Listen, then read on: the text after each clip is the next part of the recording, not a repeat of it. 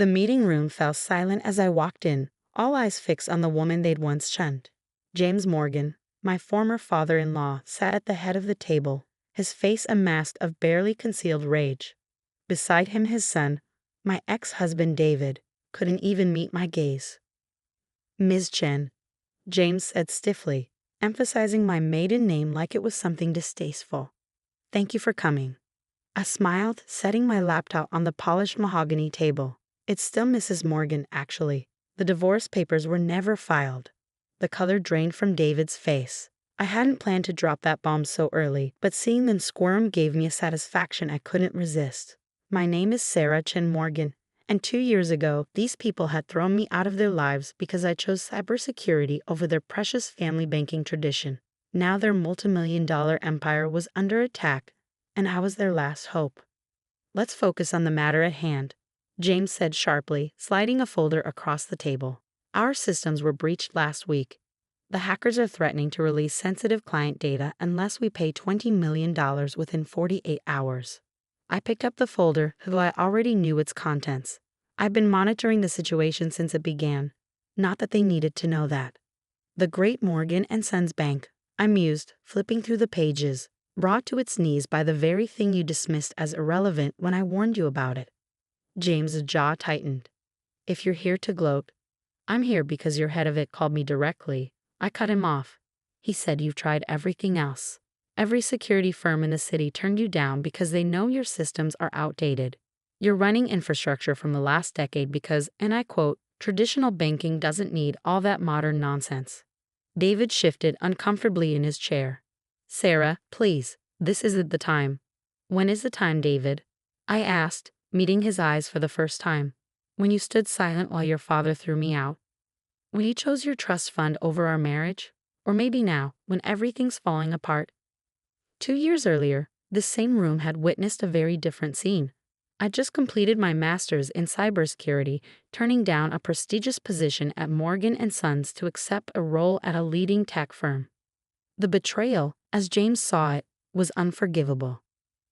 "No Morgan has ever worked outside this bank," he'd shouted, pacing the room like a caged animal. "For 4 generations, we've built this legacy, and you want to throw it all away to play with computers." I tried to explain the importance of modern security measures, how the banking world was changing, but James Morgan didn't listen to women who challenged his authority, not even his daughter-in-law. "Either you take your rightful place in this bank," he declared, "or you're no longer welcome in this family." I looked to David then, hoping he'd finally stand up to his father. But he just stared at his shoes, shoulders slumped in familiar defeat. So I'd walked out, leaving behind their outdated ideas and suffocating traditions. I'd built my own consulting firm, gained a reputation as one of the best in the field. And now here they were, desperate for the very expertise they'd mocked. "The hack is sophisticated," I said, returning to the present, "but not impossible to trace. I can help you, but I have conditions." James leaned back, his expression wary. "What conditions?" I opened my laptop, typing quickly. "First, you'll implement every security measure I recommend, without argument. Second, you'll create a dedicated cybersecurity division with a proper budget. And third," I paused, savoring the moment, "you'll make a public announcement acknowledging the breach and my role in resolving it." "Absolutely not," James exploded. "We've never admitted to any security failures. The Morgan reputation is about to be destroyed anyway," I finished.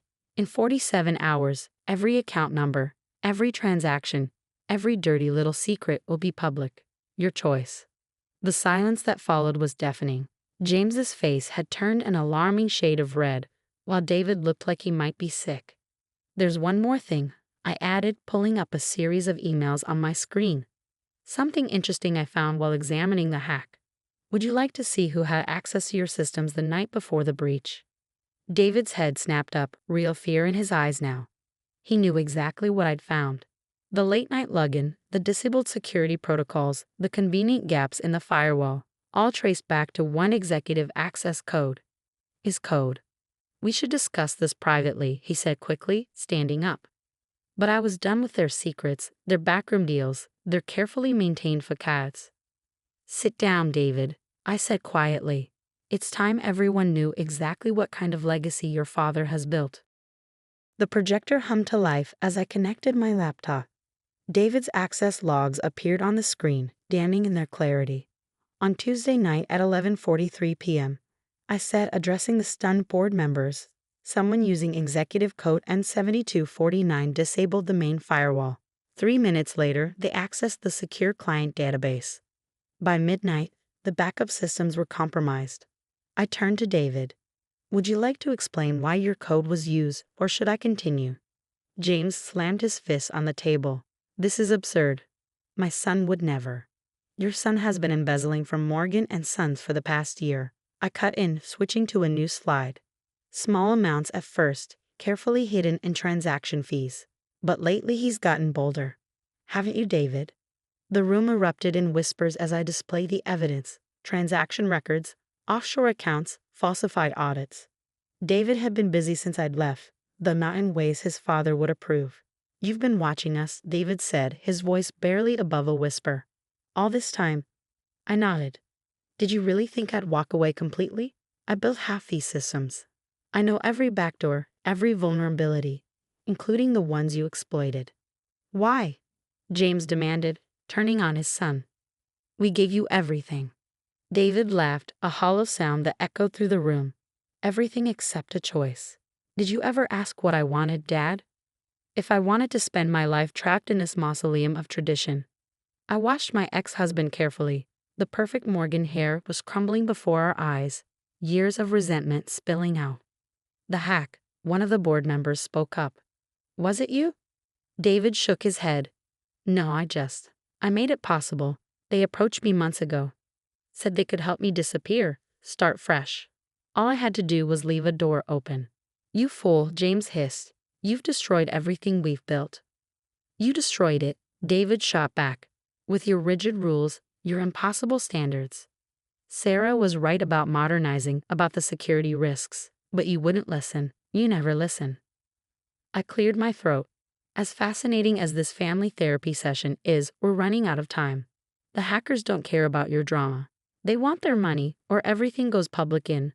I checked my watch, 46 hours. James seemed to deflate, suddenly looking every bit his 65 years. Can you stop them?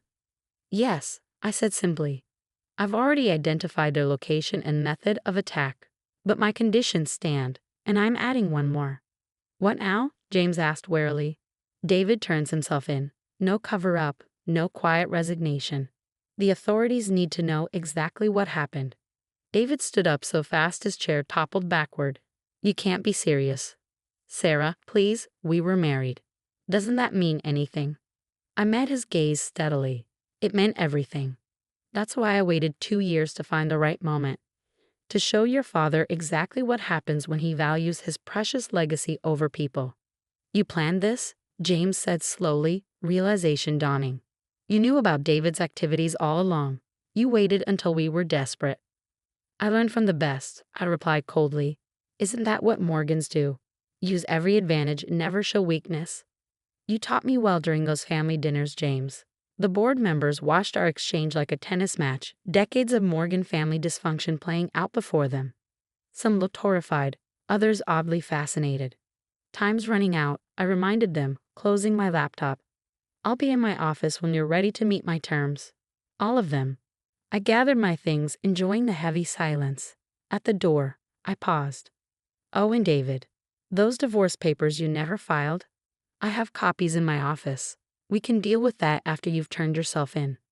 As I walked out, I heard James's voice, surprisingly quiet. What have we done? What indeed, I thought, stepping into the elevator. The Morgans had spent generations building their fortress of wealth and tradition, never realizing they were sealing themselves in a tomb. Now those walls were crumbling, and I was the only one who could prevent total collapse. The irony wasn't lost on me. The next 48 hours transformed Morgan and Sons Bank forever. David surrendered to the authorities that evening, confessing everything: the embezzlement, his role in the hack, years of financial misconduct. The press had a field day. Morgan here betrays dynasty, banking legacy crumbles. I watched it unfold from my office across town, sipping coffee and monitoring the bank's systems. James had agreed to my terms, though I suspected it nearly killed him to do so. A team of my best engineers was already upgrading their security infrastructure, dragging Morgan and Sons into the modern era whether they liked it or not. You're really not going to tell them, are you?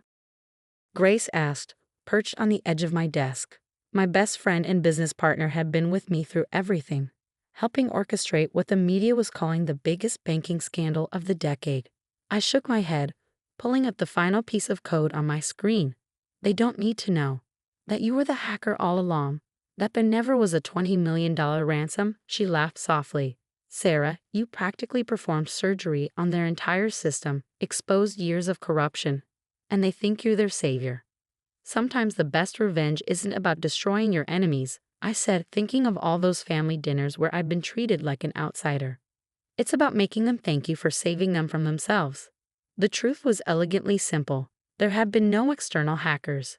I'd spent 2 years monitoring the bank systems, watching David's crimes accumulate, waiting for the perfect moment. When he'd grown sloppy enough, I created a sophisticated trail of breadcrumbs leading to phantom attackers. The ransom demand was theater designed to force the Morgans' hands. My phone buzzed, James Morgan's number. Sarah, he said when I answered, his voice rough.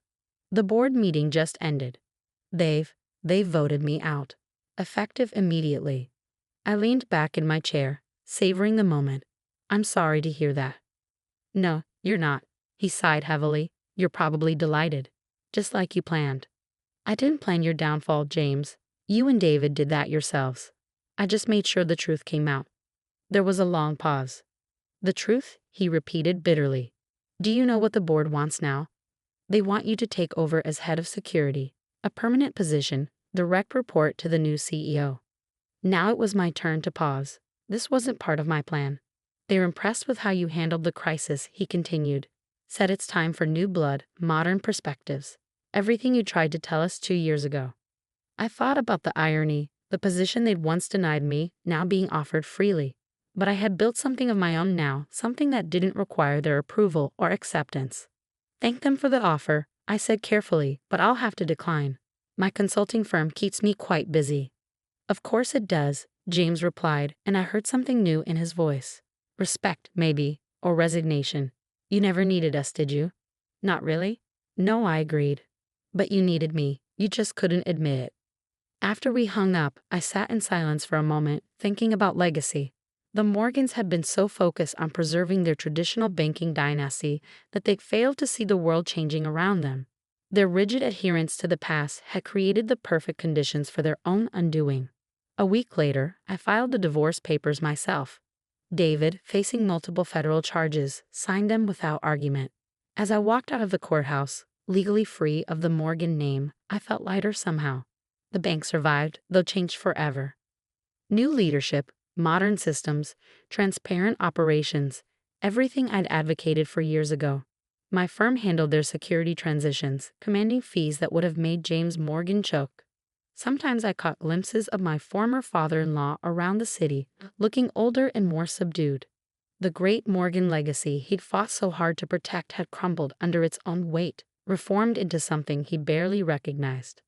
As for me, my consulting firm flourished, built on the reputation of saving Morgan and Sons from catastrophe. Other banks saw our services, desperate to avoid similar scandals. I became known as the woman who'd modernized old-world banking, though few knew the full story of how it happened.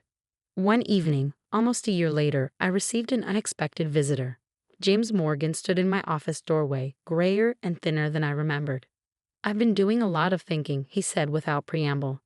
About tradition, adaptation, pride. I was wrong, Sarah. About everything. I gestured for him to sit. Would you like some coffee? He shook his head. I'm selling my shares in the bank. All of them. The new board has made an offer. Smart decision, I said. Let them take it in a new direction. Like you did? He smiled faintly. I know it was you, Sarah. The hack, the ransom, all of it. Took me months to figure it out, but once I did, it was brilliant. Ruthless, but brilliant. I met his gaze steadily. Would you have preferred real hackers? Actual theft? Sometimes the best protection comes from someone who knows exactly where you're vulnerable. He nodded slowly. You found our weakness, not in the systems, but in our pride, our refusal to change. He stood up, straightening his jacket. I just wanted you to know. I understand now. What you were trying to tell us all along. As he turned to leave, I called after him. James, thank you. For what? For teaching me that sometimes the strongest legacy isn't the one we inherit, I said. It's the one we build for ourselves. He smiled, a real smile this time. Goodbye, Sarah. Make sure they do better than we did. I watched him go, thinking about legacy, redemption, and the price of pride. The Morgans had wanted to preserve their dynasty at all costs, never realizing that true strength comes from being willing to tear everything down and build something better from the ruins. In the end, that was my real revenge, not destroying their legacy, but transforming it into something worthy of survival. Something that would last long after the old guard had faded away. And maybe, just maybe, that was the greatest victory of all.